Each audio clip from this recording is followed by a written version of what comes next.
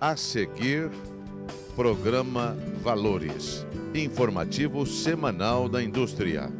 Apoio Stick Fran, você ainda vai usar. Orcade Shoes Gallery, a tendência é você andar bonita.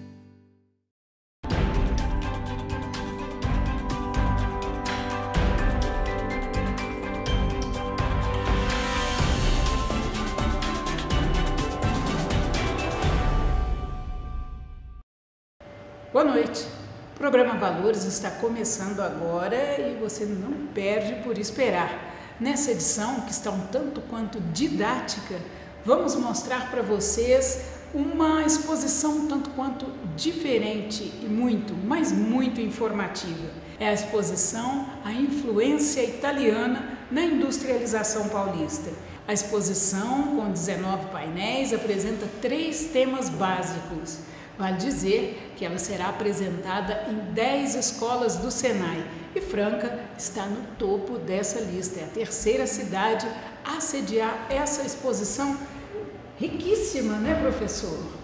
Boa noite a todos. Sem dúvida nenhuma, Jussara, uma exposição riquíssima pelas cidades que passou, provocou um efeito muito bacana, mostrando realmente a importância da cultura italiana no desenvolvimento da indústria paulista. Daqui a pouquinho você acompanha a nossa entrevista com o Fábio Carrion e você vai ver também professor dando uma aula realmente de política.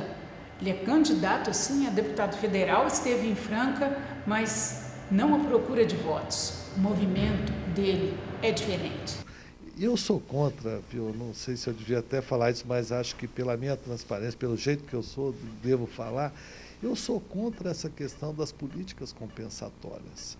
Então a gente tem política compensatória para o transporte, então tem que ter o vale transporte.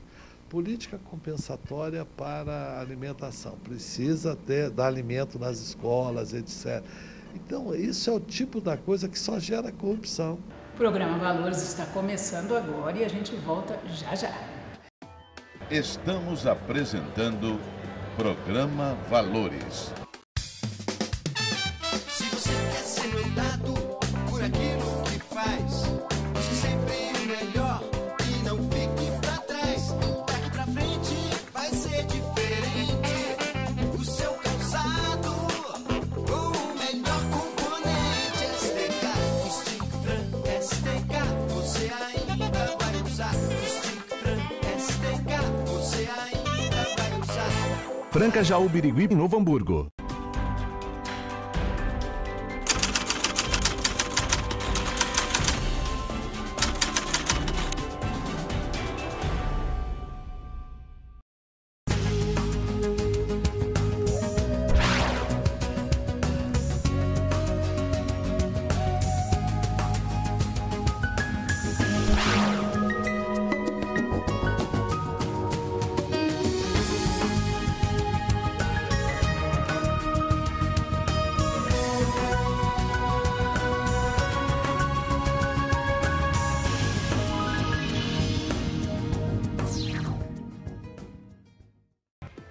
Voltamos a apresentar Programa Valores.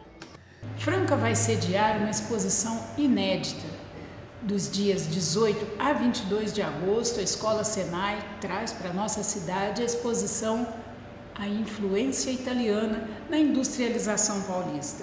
A exposição, com 19 painéis, apresenta 3 temas básicos. Vale dizer que ela será apresentada em 10 escolas do Senai e Franca está no topo dessa lista. É a terceira cidade a sediar essa exposição riquíssima, né, professor? Boa noite a todos. Sem dúvida nenhuma, Jussara, uma exposição riquíssima pelas cidades que passou, provocou um efeito muito bacana, mostrando realmente a importância da cultura italiana no desenvolvimento da indústria paulista. A indústria paulista tem esse posicionamento hoje, sem dúvida nenhuma, graças ao trabalho desses imigrantes italianos, que são pessoas como os brasileiros, são pessoas lutadoras, são pessoas batalhadoras, não têm preguiça e trouxeram com elas todo esse conhecimento do design. E o que os painéis vão mostrar em termos de produto? Os painéis vão mostrar, obviamente, os desenhos dos produtos, mas foram produtos materializados, produtos usados, produtos desenvolvidos para utilização. Em diferentes épocas, diferentes concepções, diferentes conceitos, o retrato do passado, né? Nós temos aí presente e prospecção para futuro. Nós temos aí 3 abordagens que vão ser feitas, né? A primeira delas falando sobre design gráfico, depois produto, depois design de moda. São 19 painéis que abordam vários tipos de produtos, de um produto menos complexo a um produto mais complexo. A grosso modo, de um copo à alta tecnologia. De um copo à alta tecnologia, sem dúvida nenhuma. O design está presente em tudo, a todo momento a gente vê isso. E a moda? A moda, obviamente, é todo um contexto muito mais abrangente, onde tudo se encaixa dentro desse sistema, que vai do calçado até uma joia, até um colar, até um paletó, até uma calça, mas num contexto harmônico para cada público, para cada alvo, para cada momento. Professor, o Senai possui 89 escolas no estado de São Paulo, apenas 10 foram contempladas, e dessas 10, Franca está inserida. Que critério nos privilegiou? O Senai conta com 89 escolas fixas no estado de São Paulo e mais as escolas móveis, que passa de 70. 10 escolas foram escolhidas. São 10 escolas que são referência em seus polos, são referência na rede. Então nós temos escolas na área de alimentos, nós temos escola na área de metal mecânica, nós temos escola na área de joias, escola do Senai aqui de Franca, couro, calçados. Então, o Senai de Franca, por hoje ter um núcleo de tecnologia do couro e do calçado, por ser referência no estado de São Paulo, no Brasil, na América Latina, eu com todo orgulho digo no mundo. Então, eu reforço a todos que venham, nós temos aí de 18 a 22, a exposição é gratuita, vale a pena conhecerem todo esse percurso no desenvolvimento da indústria paulista. Walter Vicione sempre esteve ligado à educação. Formado em pedagogia pelo Mackenzie, na França ele fez pós-graduação em administração e planejamento da educação.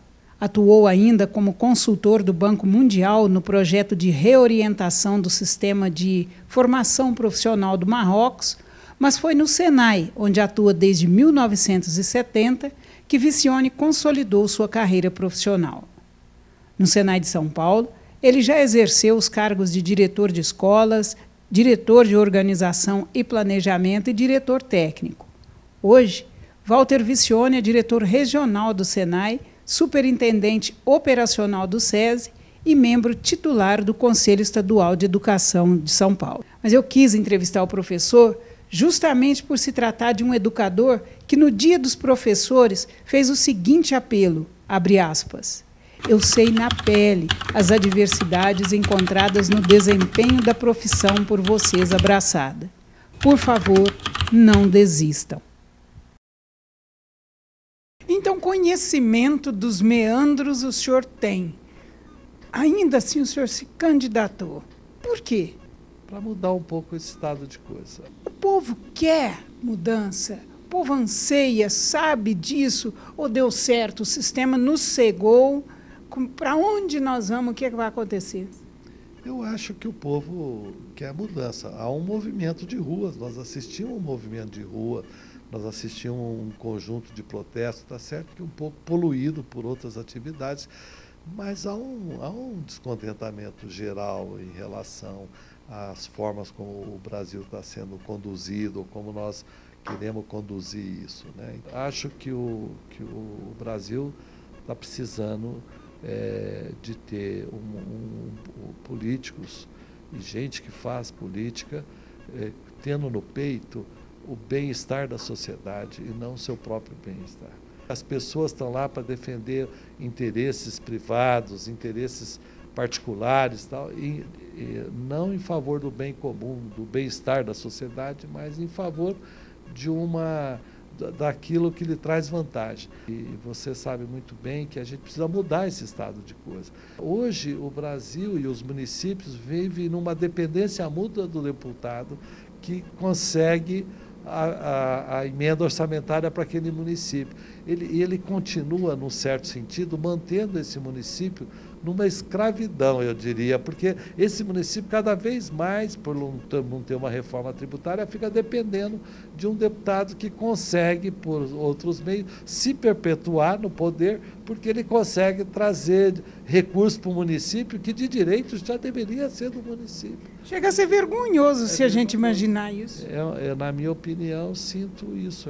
É uma questão que a gente precisa mudar um pouco essas regras, mudar todo esse contexto da legislação, enfim, criar um Brasil e ter uma política para a criação de um país. Para isso, a gente precisaria ter um país que soubesse aonde ele quer ir, como é que ele vai chegar lá e como é que ele se organiza para chegar lá. E nesse ponto, a minha visão, a gente precisa de uma política educacional, uma política de educação que seja coerente com uma política tecnológica e que seja coerente com uma política industrial. Porque a indústria hoje é o principal sistema produtivo, não o comércio, tudo é importante, mas é a indústria que transforma a matéria-prima em produto. E ela precisa de uma tecnologia. Essas coisas não estão conversando. A tecnologia não está conversando com a indústria, com a política industrial. O governo não tem isso. O ProUni, por exemplo, sistema de bolsas de estudo, um programa extraordinário, porque ele permite o acesso de pessoas que não teriam acesso à educação por meio de bolsa de estudo. Então, é uma renúncia de uma receita fiscal para que o empresário da educação, que tem a escola privada, ao deixar de pagar o imposto, ele transforma esse imposto numa bolsa de estudo. Só que o governo, ao fazer isso, ele está fazendo isso com dinheiro público, quando ele renuncia. Ele não faz nenhuma outra exigência. 90% dos cursos hoje estão na área de ciências sociais e ciências humanas. Apenas 10% na área da engenharia e da tecnologia. Isso provoca um desequilíbrio muito grande. Não é o ProUni, mas o ProUni é um dos grandes responsáveis por esse crescimento, porque fica mais fácil para o empresário da educação investir o dinheiro num curso que não tem grandes exigências de laboratório, coisa desse tipo. E nós ficamos trazendo o médico de Cuba. Né? Se o dinheiro é público, por que eu não chego e digo, olha, eu vou renunciar a essa receita fiscal, faço questão de não receber esse tributo, vamos transformar em bolsa, mas para aquilo que a economia brasileira, o que o Brasil, que o povo brasileiro está precisando. Eu não sou contra, sou muito favorável à questão do ProUni. Já te disse isso, é uma forma de democratizar o acesso à educação, mas não pode provocar um desequilíbrio desse tamanho. 90% nas ciências sociais e humanas e 10% nas ciências, na engenharia, na tecnologia. Em apenas alguns minutos aqui, conversando com o senhor, eu acabei aprendendo 2 pontos fundamentais que eu não havia pensado ainda, que são realmente a questão de termos aí às mãos dos deputados a verba que já é do nosso município, e aí a gente fica dependente deles, e também essa questão do ProUni. Professor, a educação, ela é realmente fundamental. Quando a gente fala assim e ouve e vê que hoje há uma escassez tão grande do aprendizado, as pessoas têm seus diplomas, mas a gente vê que eles nem sabem ler direito muitas vezes. A vida, a realidade é sempre uma realidade em movimento.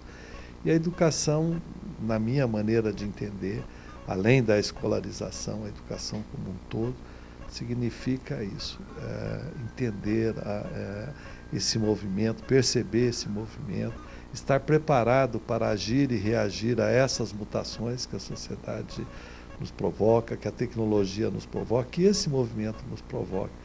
Enfim, é estar preparado para a vida e para o trabalho. O senhor se referiu, então, a 2 tipos de educação básica, 2 tipos básicos. Sim, eu considero a educação como um único processo, né? O que hoje acontece, como você disse, que muitas pessoas têm o certificado, mas ainda é que a educação está muito baseada em conteúdo, está muito baseada num processo estatístico de promover o fluxo dos alunos num sistema educacional, sem muito se preocupar com esse processo da aprendizagem. A educação, ela não pode ter como essencial o ensinar, porque o ensinar não tem um fim em si mesmo.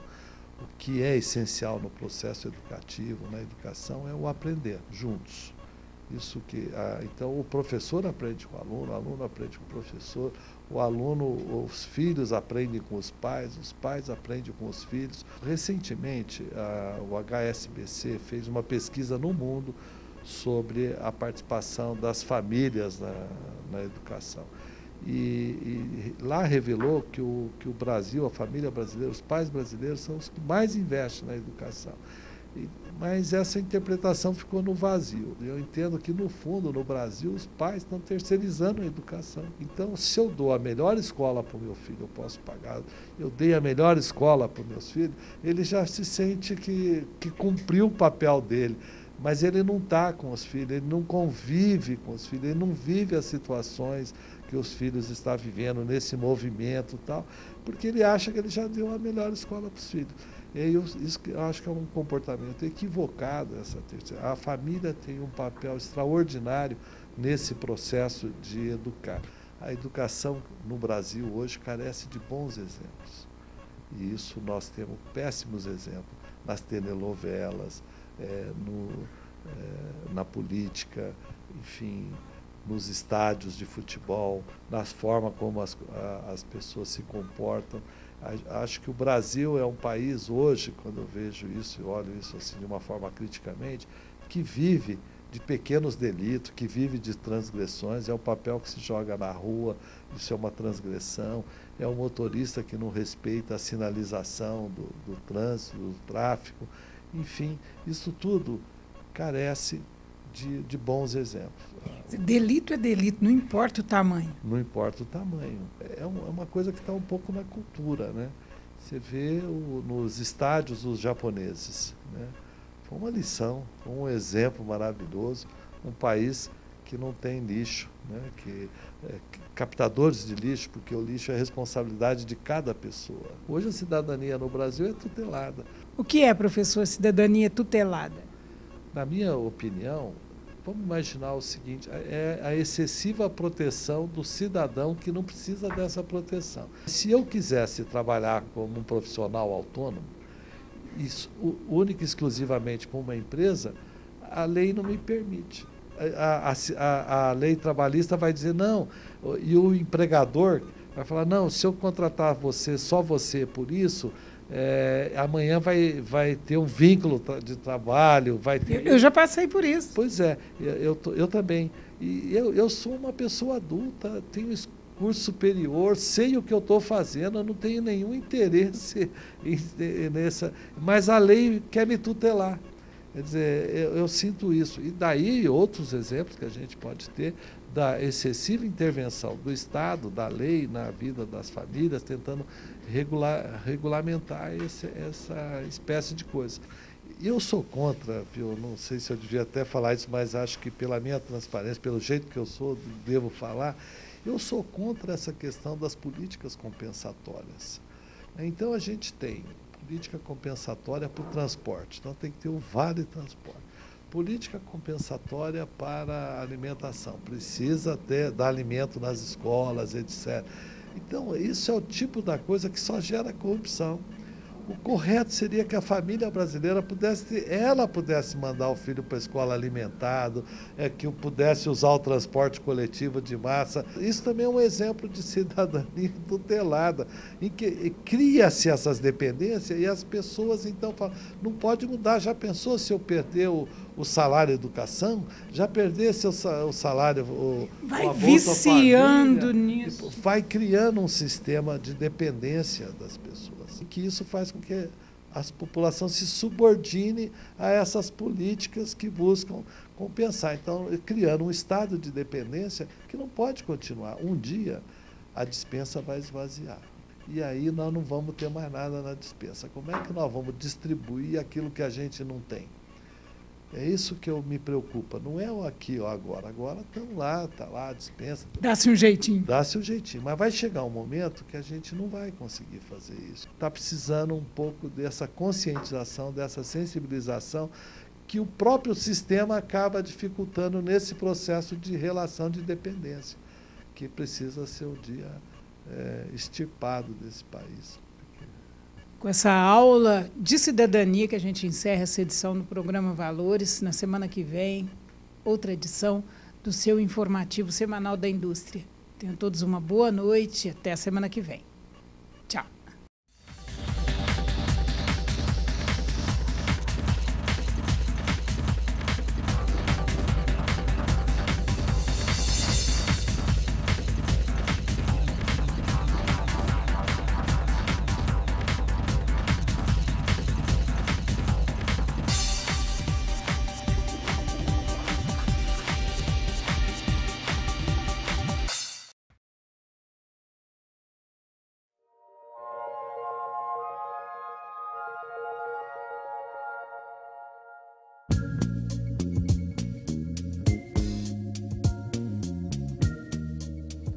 A minha relação com o couro sempre foi até o showroom dos Curtumes. Nunca tinha ultrapassado aquela porta e entrar naquele universo mágico dessa indústria da transformação. Pensar o couro como um vetor que, muito mais que um vetor econômico, é um vetor de apropriação cultural, isso para mim era muito novo. E acredito que muito novo para o Brasil. Antes de transformar esse couro em produto, tá, por si só, eles já falam muito. Muito mais do que couro em mãos, nós temos páginas que sinalizam a apropriação da cultura de um país. O que você acha da gente fazer uma textura brasileira, uma textura nossa? O que você acha de usar esse couro como uma folha de papel em que você vai fazer o seu desenho pessoal? É aprender a olhar para o teu entorno com olhos diferentes, tudo poder virar alguma coisa. Tá lá, ó, isso aqui é o céu do Portinari. Desde o início eu falava assim, olha, eu quero olhar o couro, mas não com o olhar de quem olha o couro, mas quem olha o couro como uma base para uma história a ser contada. O desafio foi desenhar o Brasil com curtumes de histórias tão diferentes. A marca aqui é a madeira, que está na alma do imigrante alemão. Num passeio no entorno da região, me chamou muita atenção a abundância do plátano. E a biomimética estava ali marcando. Né? Ali o couro virou folha. Isso é o Rio Grande do Sul. Isso é a cultura do lugar. Vamos transformar a coisa para chegar no momento... Ah, isso aqui é couro brasileiro. Brasileiro. Entendeu? Isso aqui é a cara do Brasil. As margens do Rio São Francisco. Né? O rio que desperta mais afeto nos brasileiros. O couro aqui é couro de cabra macho. As marcas da caatinga, as marcas das ranhuras naturais do boi, aquilo que para o mercado é considerado defeito, que vira marca de sofisticação.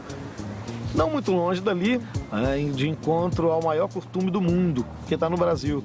E quando eu cheguei, eu falei, gente, vão mimetizar a indústria com a arte popular.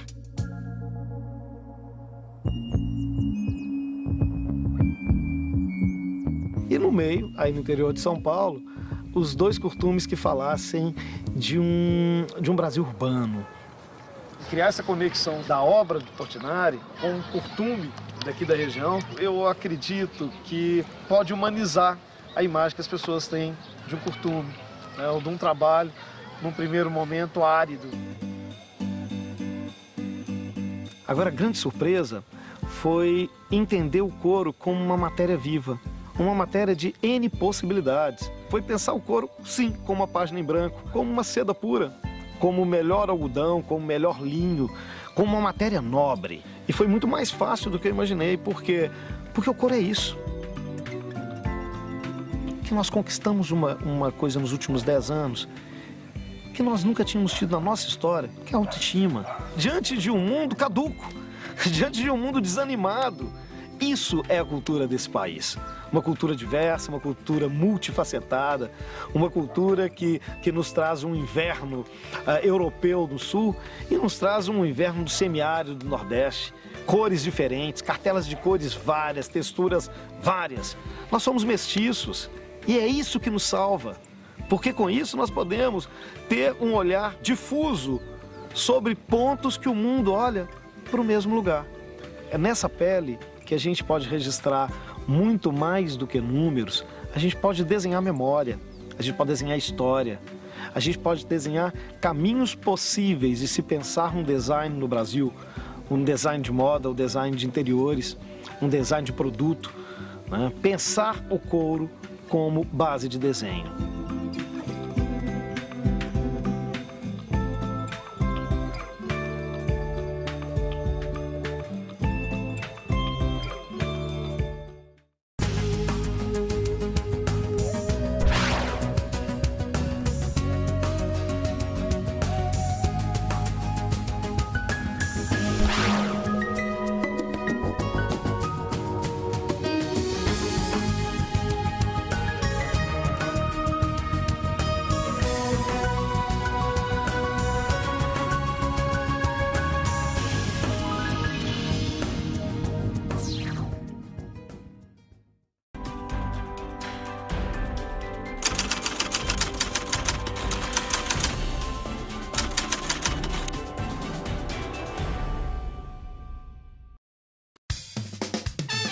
Se você quer ser notado por aquilo que faz, busque sempre o melhor e não fique pra trás. Daqui pra frente vai ser diferente. O seu calçado com o melhor componente STK. O Stick Fran STK você ainda vai usar. O Stick Fran STK você ainda vai usar. Franca Jaú Birigui, em Novo Hamburgo.